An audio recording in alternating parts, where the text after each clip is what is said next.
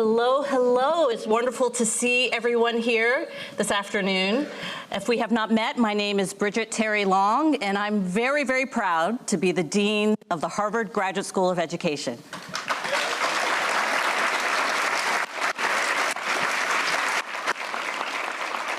It is my pleasure to welcome you to this special session entitled A New Vision for Education. In a moment, we will hear remarks from our U.S. Secretary of Education, Miguel Cardona, followed by a conversation between the two of us for the remainder of the time. Secretary Miguel Cardona is the 12th Secretary of Education, having started in March 2021. His federal role is the culmination of a long career in education. He spent 2 decades as a public school educator in the city of Meriden, a place where he grew up. Initially, he was an elementary school teacher, and from there served as a school principal for 10 years. In 2012, Dr. Cardona won the National Distinguished Principal Award for the state of Connecticut and the Outstanding Administrator Award from the University of Connecticut's School of Education. He transitioned to lead the performance and evaluation work in the district, and then assumed the role of Assistant Superintendent for Teaching and Learning. One of our students had the opportunity to meet Dr. Cardona during this time, and he reports, "I was moved by his commitment to his local community and how he inspired so many others to do the same. He has shown me and so many others what is possible. He's a local leader with a global vision." Most immediately before becoming secretary, Dr. Cardona served as Commissioner of Education in Connecticut, where he faced the unprecedented challenge of reopening during the COVID-19 pandemic. He and his team not only led the safe and successful reopening efforts for Connecticut schools, but they also focused on equity and arranged for student access to technology to support remote learning. The state of Connecticut became the first in the nation to provide learning devices to fulfill this identified need for all students. Secretary Cardona's focus on equity and excellence for all learners has driven his work throughout his leadership in Connecticut. During his tenure, he also announced the state's highest ever extended graduation rates for students with disabilities and English learners. And he established the first national requirement for high schools to provide courses on Black and Latino studies. As secretary, Dr. Cardona has carried forward this focus on equity. To quote a speech he made in January 2022, "It is our moment to finally make education the great equalizer, the force that can help every student thrive, no matter their background, zip code, circumstance, or language they speak at home." And last month, Secretary Cardona spent a week on the road in Tennessee, North Carolina, Virginia, West Virginia, Pennsylvania, and New Jersey. I think you travel more than I do. In what was called the Road to Success Back to School Bus Tour. He worked alongside First Lady Jill Biden to showcase the many ways school communities are helping students recover and thrive.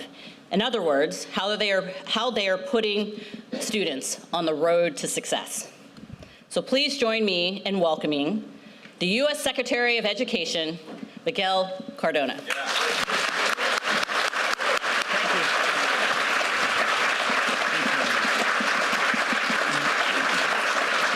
Thank you very much.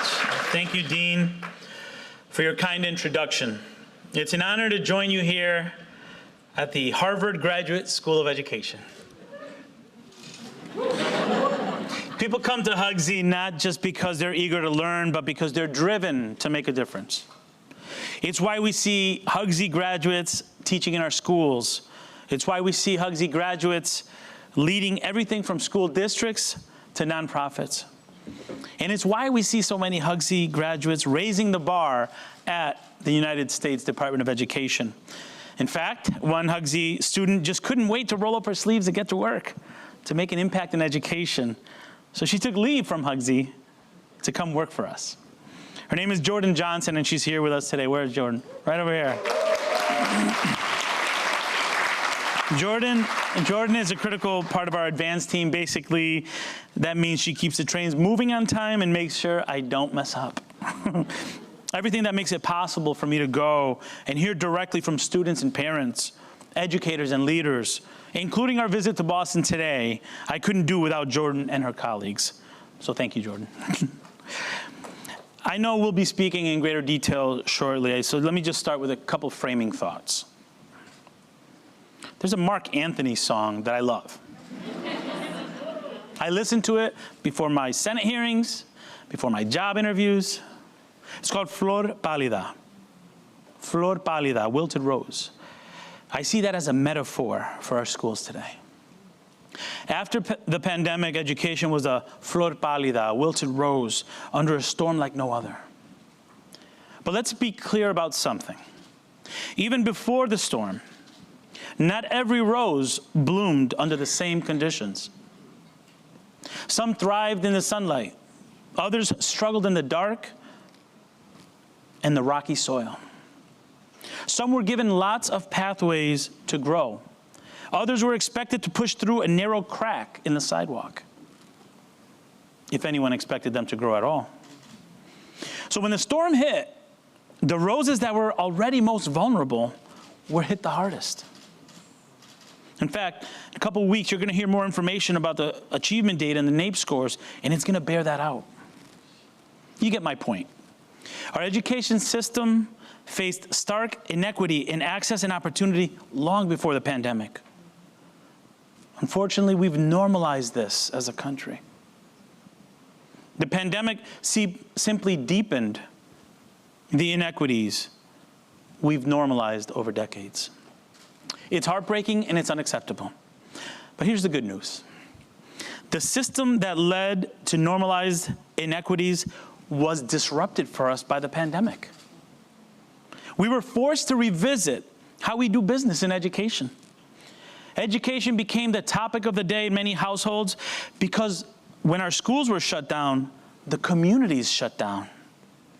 Not to mention that the president has put some action behind his words, which allowed us to get back and moving in the right direction, like prioritizing vaccinations for educators, like moving $130 billion to our K-12 systems designed for recovery and beyond, like moving another $40 billion to colleges and higher education institutions to prevent them from closing, or moving another $2 billion for mental health support and safer buildings through the Safer Communities Act.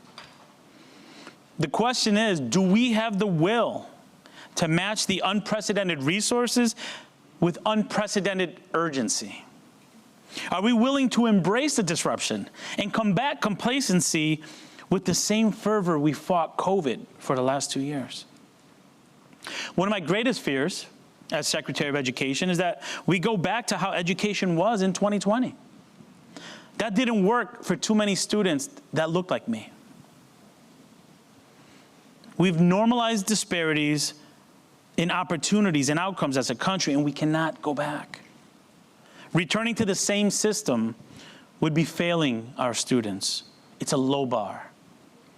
At the Department of Education, we talk about raising the bar for mental health access. We talk about raising the bar for improving reading and math in K-12, for better college and career pathways, for raising the bar by lifting the teaching profession, raising the bar for college affordability and return on investments. Going back to the flor pálida metaphor, the resources provided by the federal government allowed for fresh new soil and better gardening tools. But we together, we are the master gardeners that must provide the nutrients, the care, and the attention that our wilted roses need. Are we up for the challenge? Yeah. Are we up for the challenge? It's our obligation to seize this moment, to nurture it, to care for it, to love it, to make it bolder and more beautiful than it ever was. And at the end of the day, we're not talking about roses. We're talking about our children. We're talking about our young people and their future. We're talking about our country's future. So I'm glad you titled this convening Beyond Recovery, Seizing Opportunities to Transform Education, because recovery is critical for our present, but reimagination is vital for our future. So let's get to work. Thank you.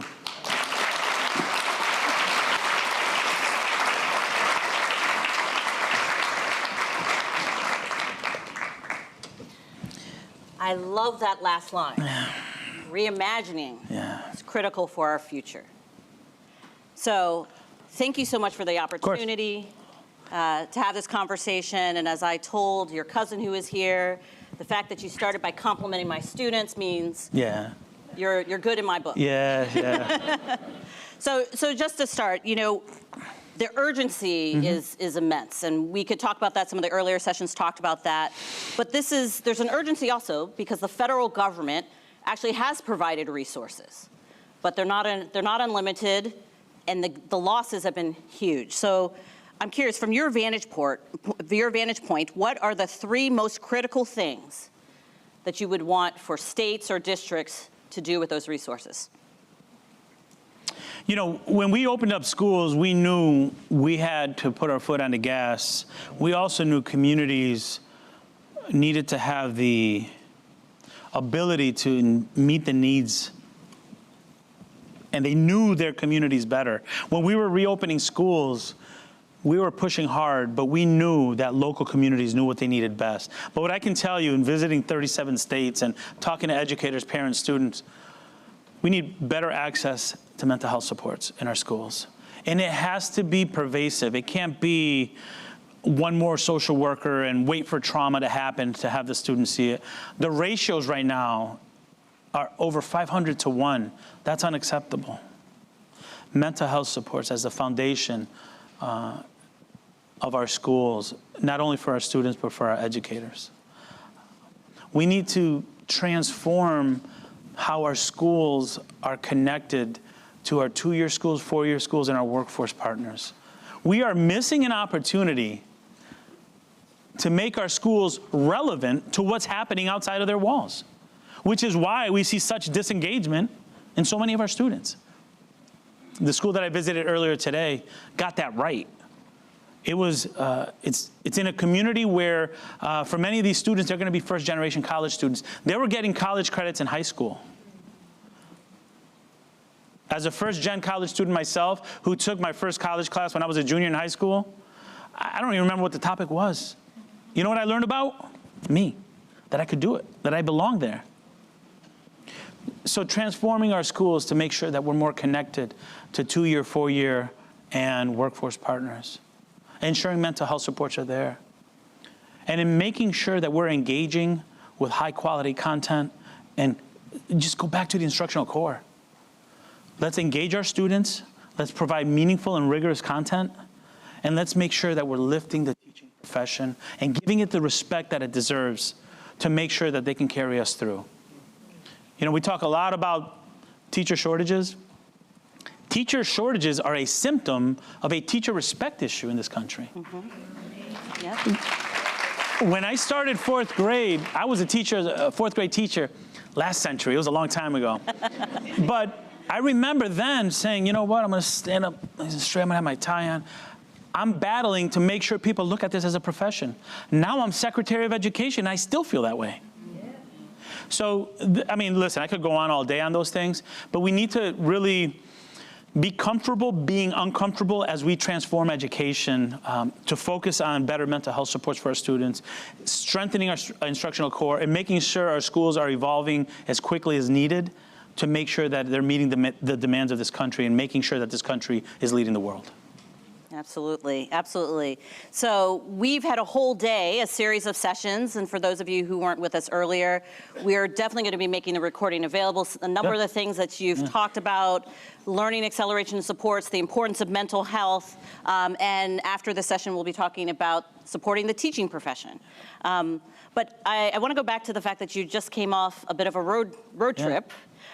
Going to a number of states, a number of districts. I wonder if you could share some of the examples that inspired you of schools, of educators, of communities who are doing promising things that maybe the rest of us should be paying attention to. Yeah, I went to West Virginia, and I was visiting the university over there, and I met with 11 students. So I had this cool tour bus. It was really neat. We had a lot of snacks on there. So we were on a college campus. We brought the kids on. They were eating snacks. And when you give them snacks, they talk, right? So what they told me, man, I was really proud of this. What they told me is this group of 11 students served as an advisory panel to the president of the university and the president of the hospital that's connected to the university. And their input was how to do mental health supports now, what it looks like now. So while I was very impressed with how that university was embracing mental health supports, what I was more impressed with is that students had the agency to be a part of the development of their programming that's going to support students. Their voices were being taken into account to develop. It happened to be mental health supports. But shouldn't it be that way when we're talking about career pathways, college access? Shouldn't it be that way when we are engaging our students in learning on any topic, that their voice is there? So we saw that in West Virginia. I was in Reading Area Community College, RAC. It was a community college that was really trying to help build, economic development for the community. And they had students who were single mothers, working full-time jobs, people that have experienced some tough things, domestic violence survivors.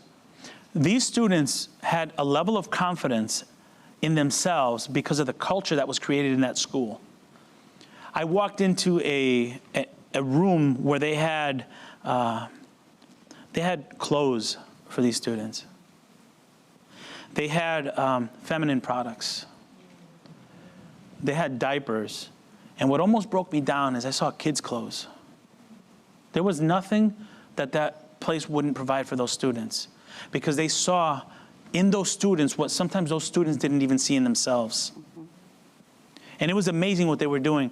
I saw great examples of, during the pandemic, we were forced to think outside the box and work differently. I saw great examples on that tour of how our higher education institutions in our K-12 spaces were embracing our students and our communities in a way that's totally different. So let's not go back. Let's not go back. I saw amazing things on that tour, and that's what we're trying to elevate. Absolutely, that's wonderful. So we talked earlier in my office, and I think one of the important things that we have to bring across is even with all the challenges, there's hope. Yeah. There are communities that are making it work. There's evidence about things that we can do. And I'm going to ask you later about what our students should be doing. But before we get to that, when we identify things that work, so often it's so embedded in a community. It's not a one-size-fits-all. It's not a silver bullet that's going to, solve all problems. So how do we bring to scale, when we find these promising practices, how do we bring to scale and much broader, and a broader geography, broader sense of the world, of the world, so that we don't just have pockets of excellence, but we actually have transformation in this country? Sure. And that's important. Right now we have pockets of excellence around any topic. I always say, let's invest in systems, not superheroes. Superheroes leave. And if the superheroes leave, they take their great ideas with them, what's happening to the system after? And another thing that I think about is the process is the product. Think about that for a second. The process is the product. And I'll tell you, 2 years ago, we had to reopen schools without vaccines. Tests were like 5 days. You have to wait 5 days to get a test. I knew Black and brown communities, the mortality rate was higher. I knew, however, that in many of those same communities, those kids were home alone. So we had to reopen schools. That was the goal. But the process that we created of collaborating intentionally with people that I didn't even know what they did before. I didn't know what an epidemiologist did 5 years ago. They were my best friend in March 2020. So the process of bringing people together, removing silos so that we could have the best thinking to get those laptops, to get our schools open, which is why the president noticed Connecticut and noticed me. That process of bringing people together around a problem of practice is the product. So when we're talking about mental health supports, when we're talking about raising the bar and providing better pathways for students, or when we're talking about doubling down on STEM, use that process to improve whatever it is that you're trying to do. And I think oftentimes, I always say we got to make the intangible tangible. we have to make that part of our DNA as leaders, that this is how we're going to do business moving forward. That 2 years ago, I normalized having an epidemiologist on calls when I was talking to 200 superintendents, or I had somebody from OSHA. How are we removing silos in education in our communities? Because we're all in this together. So I think for me, how do we systematize it? We have to stop. We have to take off our own blinders and say, this is bigger than me. And how do I engage the community so that if I'm not there, it keeps moving? That's my experience taught me that. And in those places that did the best job are those communities that embraced that, or they had that as part of their DNA before the pandemic. Okay, so systems, not superheroes. Love that too. I'm taking notes, mental notes here. But let's talk about our educators. So I think you very rightly so said, the teacher shortages that we're seeing are due to a lack of respect, a lack of valuing our educators. I know here close to home, with our largest gift that we received earlier this year, it is focused on investing in the teaching profession. It is financial aid so our students can focus on developing themselves to give back to their communities. But what do you think we should be doing as a nation? How do we help elevate and support the profession? Because this work is hard. Yeah. People are tired. But as I told the Harvard College undergraduates earlier this week, there is no job with which you will have greater impact than to be an educator. Yeah. And this is the best time. And this is the best time to get into education. I'm telling you, our kids need us now more than ever. Really, people say, wow, you're going to be secretary during a pandemic? I didn't sign up for a pandemic, but I signed up to help children. I chose this profession because I wanted to give back. You mentioned I was 20-something years in the same community that raised me, where my parents moved from Puerto Rico. That was home. That's where my children go to school. That's my home. And now my scope of influence is greater, but the same passion is there. So what do we need to do?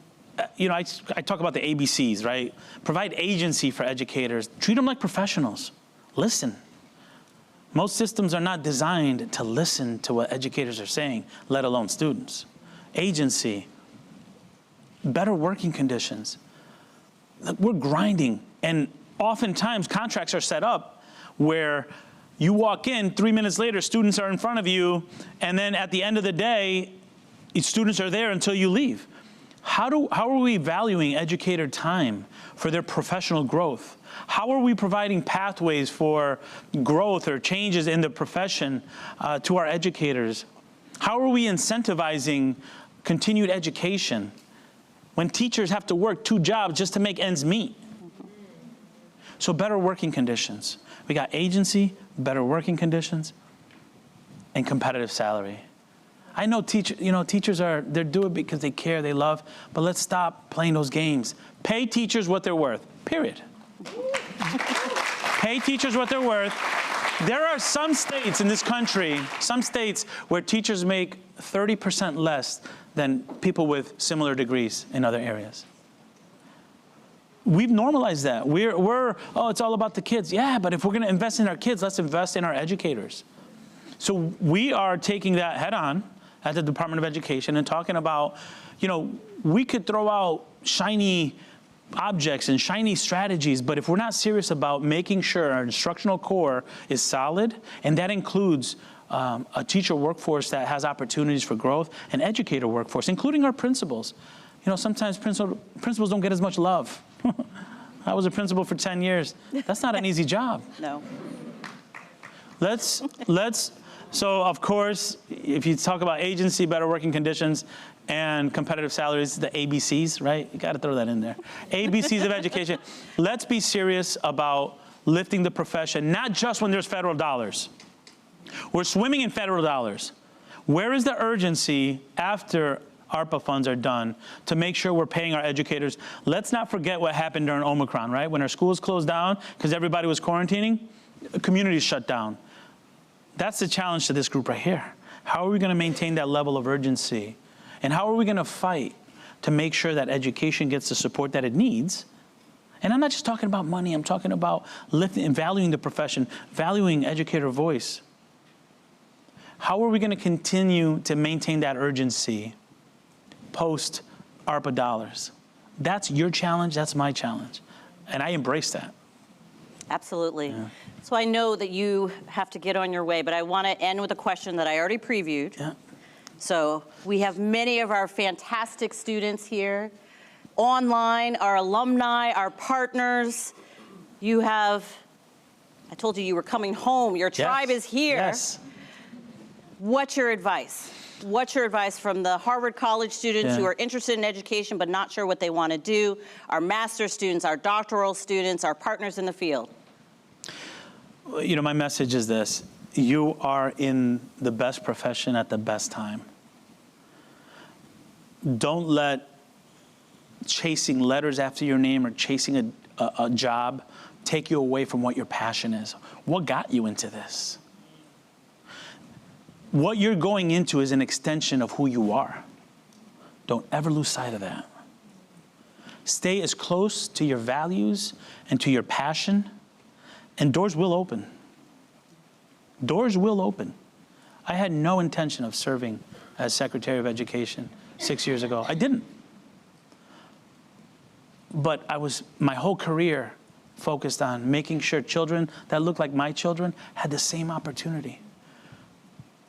Children that look like my mom, who came and gave up so much so that she could raise 3 kids that are public servants. Those kids are in front of our noses. And for me, that was my passion. So to you, I'll say, stay close to your passion and embrace the challenge that we have for this next chapter of education. We're not talking about reopening schools in the height of a pandemic anymore. But the urgency should be just as high to fight complacency, because it's starting to creep in. Masks are coming off and people are going back to the systems that led to normalized failure for too many of our students. Think about the lost potential in this country. So build systems, continue to stay true to your focus, because it's going to be hard. If your job is easy in the next 5 years, you're not pushing hard enough. If we're serious about breaking convention, then we're going to have to be comfortable fighting systems that are designed to go back to how things were before the pandemic. You up for the challenge?